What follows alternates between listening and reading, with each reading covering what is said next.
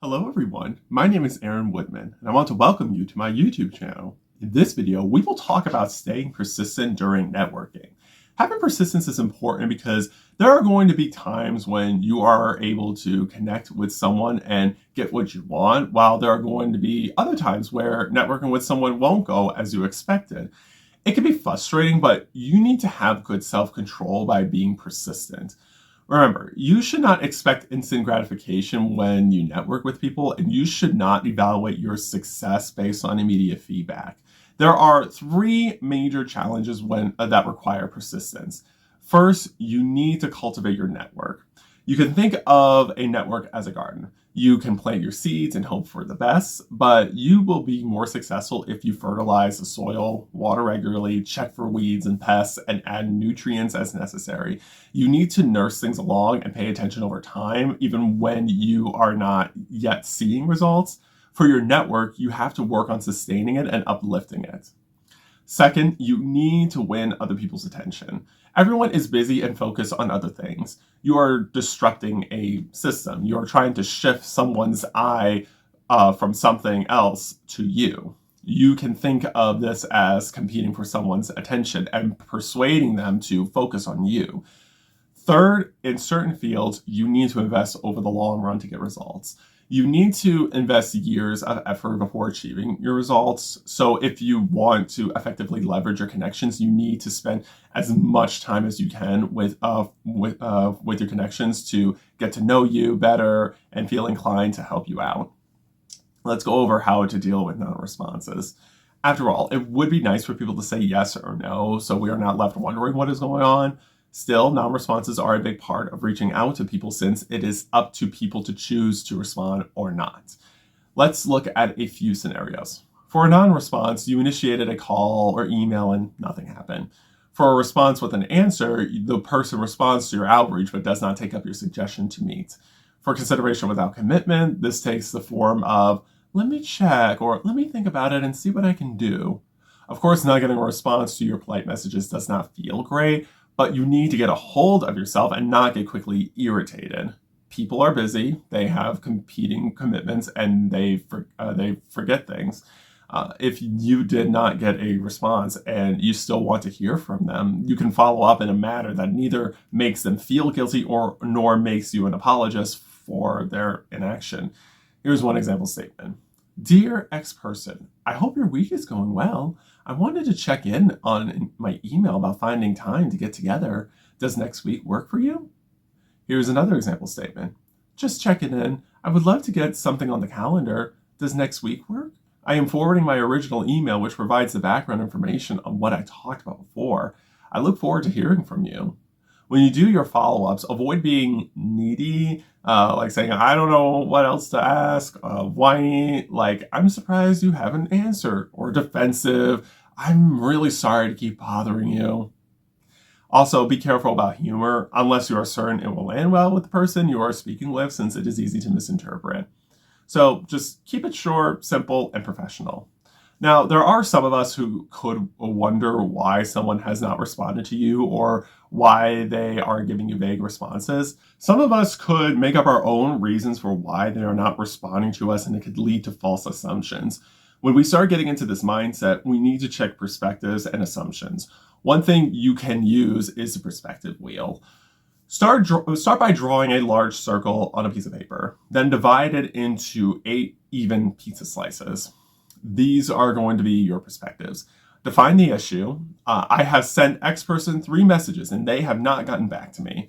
Or I asked my best friend to help me move and they said they are busy. Or I have gone to 10 networking events in my field and have not developed any business connections. You then write your first interpretation of the situation. When you are frustrated, these are often negative. No one wants to help me, or this person is sending me the message that they do not want to talk to me, or these events are a waste of time. Push yourself to come up with a second point of view on the matter. You could say, people have been coming to these events for years. I just started 3 months ago. Or all my friends are moms with young children and have a lot on their mind. Or this person is really established in the community and might get 20 requests like mine each week. Continue along until you have 8 different interpretations of the same situation. By the time you get to perspective 6, 7, and 8, you are really pushing your brain into new territory. Then read each one, decide which 2 or 3 feel most right to you, then pick the perspective that is most useful for you to have. Based on this perspective, you choose what your next steps are. Remember, the point of the perspective wheel is to explicitly write down what you are thinking right now and then actively work to change your mindset on what else could be going on that does not make the other person seem malicious or carry bad intent for you. It is part of being more open-minded and less closed off. Another way to check yourself is to review your practices. Check whether you made your requests in the right way. You should consider sending a no more than 3 outgoing messages to somebody if they do not respond to you. For your responses, see how you worded them: specific, general, direct, or indirect. You might have to modify your approach in a follow-up message.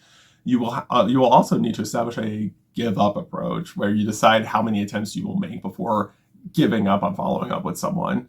When you decide you are ready to move from that person, then focus on who else you want to contact. Now, as you can see so far in this video set series, networking is hard. You are going to face challenges, and I want to be upfront with you about them. There are some other challenges you should be mindful of. 1, the field is highly competitive. Everyone wants everyone's attention. 2, you need credibility, but can only build it over time. You need to demonstrate that you are someone who should be taken seriously in your journey. 3, the key parts are not obvious or they are constantly changing. You might be told you need to connect with a person who influences a specific community, project, or organization, but you are unsure who that is. Even if you do know who you are supposed to talk to, there comes a point where that person will do something different in their lives and their influence will change somewhere. In that case, you will have to start over again with getting to know the new person in charge. 4, even if you know who the key players are, it can be difficult to get their attention. Like I said before, everyone will want that key player's attention, and you need to do your best to stand out and show why you are worth their attention. These are some of the many challenges you can face. In the long term, the most important thing you need to do is to keep up your own efforts, energy, and spirit. You also need to design a system where you give yourself validation for your efforts instead of waiting for the world to validate your efforts. Remember, you are not supposed to get involved in the community only for the glory. You're getting involved because you intrinsically want to help your community. You can validate and manage your own efforts by having 3 things. 1, measurement of inputs.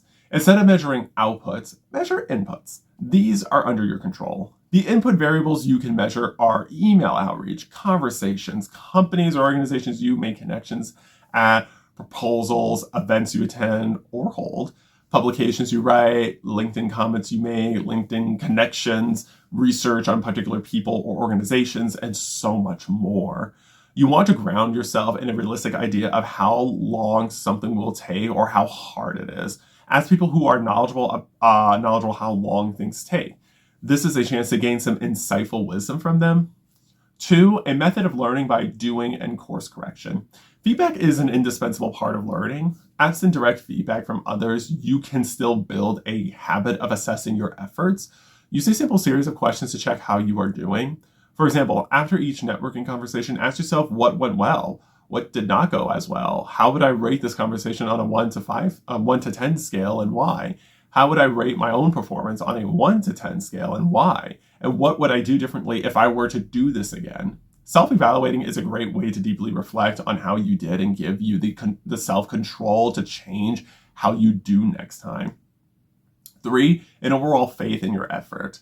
Remember, you are the leader of your own life. It might be nice to have others cheering you along, but in the end, you will need to be your biggest cheerleader.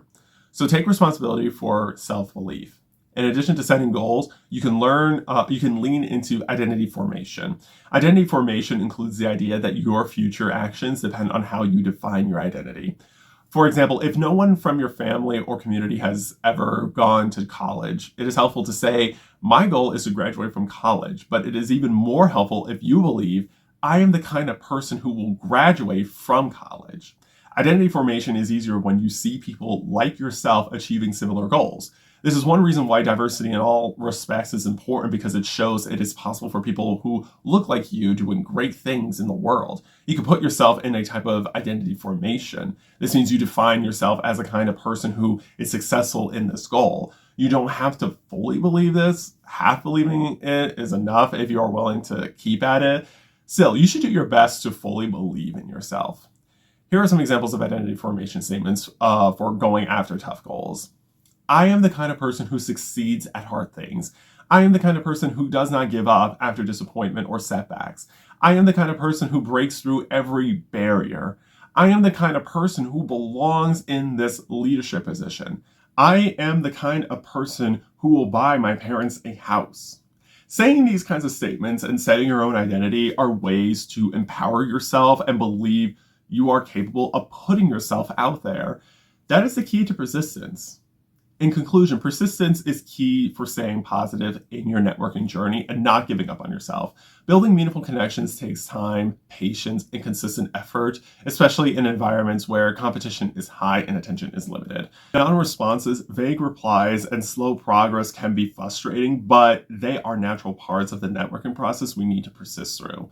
By cultivating your network like a garden, managing follow-ups professionally, checking your assumptions through tools like the perspective wheel, and refining your approach over time, you place yourself in control of your growth. Most importantly, sustaining your energy requires validating your own efforts, learning from experience, and maintaining faith in yourself. When you focus on inputs you can control, embrace continuous self-reflection, and adopt an identity rooted in resilience and capability, you can effectively persist through the challenges. That persistence is what ultimately allows you to build and leverage authentic relationships, contribute meaningfully to your community, and achieve long-term success in your networking journey. In the next video, we will talk about exercising your convening power. Until then, please like this video, subscribe to my YouTube channel, and turn on the post notifications so you will be notified when I post my next video. I appreciate your support. Remember, you are powerful, you are capable, and you are the change maker our society needs. Thank you so much for watching this video. I will see you soon.